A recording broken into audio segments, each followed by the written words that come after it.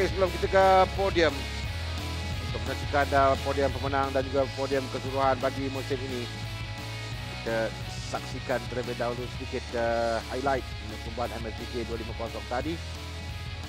Peringkat awal kita nampak satu kumpulan yang besar di depan. Kita Izlan Hakim Radwan, Renadi Pradana, Akid Aziz, kemudian Viet Tuan bagi di depan dengan Irfan Ardiansyah, Ahmad Afif Amran, Syed Rahil Pilarisetti dengan Syamil Amsyah Ahmad Effendi.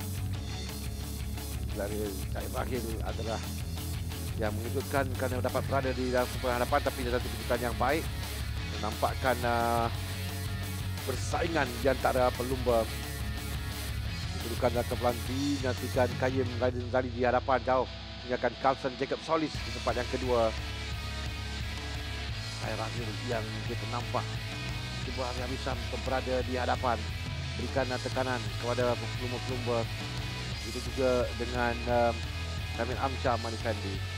Selepas itu Amsyah tidak dapat meneruskan perlumbaan, dan dalam 2 lap yang terakhir nampak 69 ini ada Irfan Ardiansyah yang telah pun berada di hadapan, dan kita nampak bagaimana persaingan semakin hebat kita ini di final lap.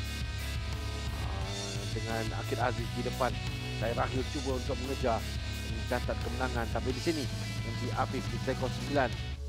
Afif terlanggar rakannya sendiri dan membawa Syed Rahil sekali untuk jatuh.